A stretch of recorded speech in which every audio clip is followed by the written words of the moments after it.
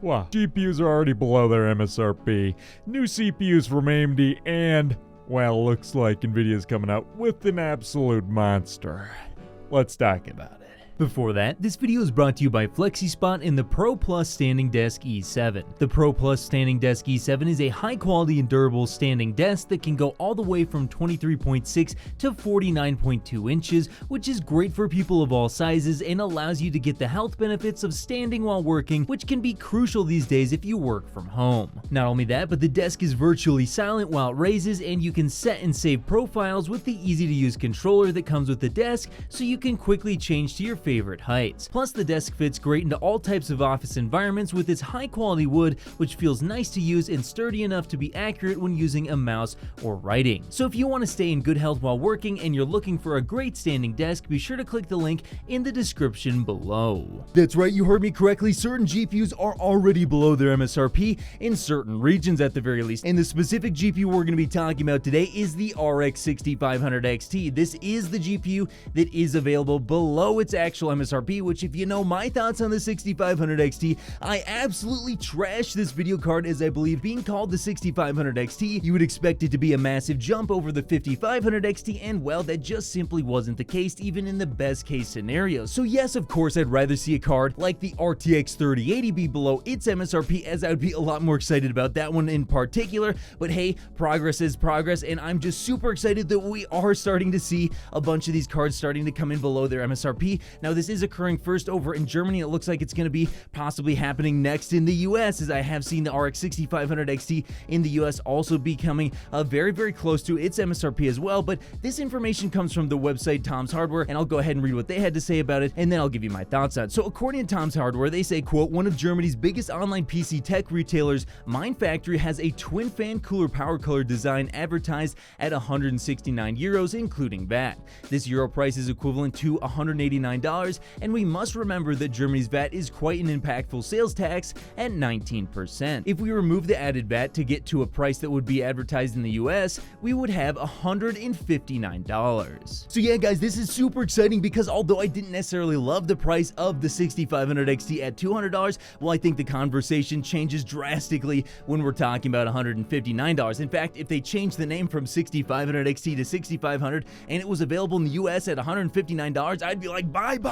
Whoa, let's go, baby. But honestly, yeah, this is just absolutely fantastic news, and I do expect that in the US, you will not only see them follow suit with the 6500 XT, but eventually even the 6600 and the 6700 XT will in the very near future start to drop below their MSRP because, you know what, like I've been saying in the past, prices are still continuing to drop on a daily basis here in the US, at least when I take a look at Newegg, and honestly, I think eventually you will see a card like the 6700 XT dropping somewhere between $400 and $450, which is well below its official MSRP. And the reason why I say that is because honestly, the 6700 XT is in far less demand than cards like the RTX 3070 and 3060 Ti, and I do see the 6700 XT as more of a 3060 Ti competitor with just a little bit more VRAM, which will make it a very awesome buy at $400 to $450, depending on the type of card you're getting. And again, I think this is going to actually happen very, very quickly, so make sure that you're subscribed so I can keep you guys up to date on whether or not it's going to be time to buy GPUs or whether or not you should continue to wait. But now let's go ahead and move on to the second topic, and before we go ahead and talk about the whole massive GPU that's going to be launching tomorrow, first we got to talk about some new AMD CPUs that were recently released. Now, if you didn't hear about this, yes, AMD released a bunch of new CPUs. Let's go ahead and quickly talk about them,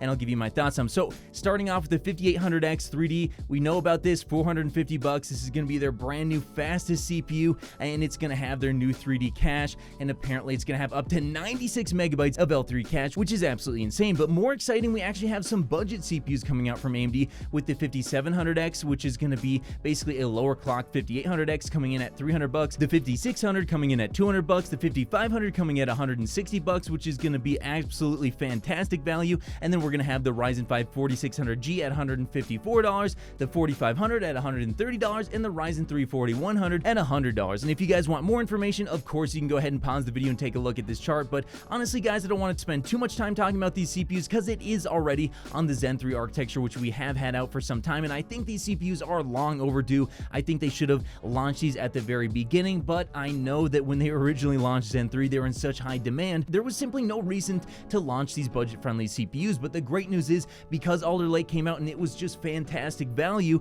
which honestly I think a lot of people weren't expecting, it did end up pushing AMD to have to release CPUs like this. So it just goes to show you that, when you get competition between Intel and AMD, nobody wins more than us, the consumers. But now it's time to talk about the final topic, and guys, this is a big one because tomorrow on March 22nd, the Nvidia CEO Jensen Huang will be giving a keynote speech where they will allegedly be actually showing off one of their new GPUs, which is going to be based off of the Hopper architecture. So make sure that you are subscribed because I actually am planning on live streaming this thing tomorrow, and it's going to be a lot of fun. But with all that stuff out of the way, what are they going to be unveiling? Well, the new Hopper GPU, according to videocards.com, based on a bunch of different stuff that was actually accessed from the data mines, which, by the way, there will be links to everyone who went ahead and found that information in the VideoCards article as well. Well, it looks like what we're taking a look at here is a GPU based on the GH100 with around 140 billion transistors, which, by the way, the GA100 only had 54.2 billion transistors, so you can get an idea of just how fast this thing is really going to be. Apparently, it's going to be around 850 millimeters squared, possibly even more. It's going to be based off of the Hopper architecture, and it's going to be fabricated on the TSMC 5nm node.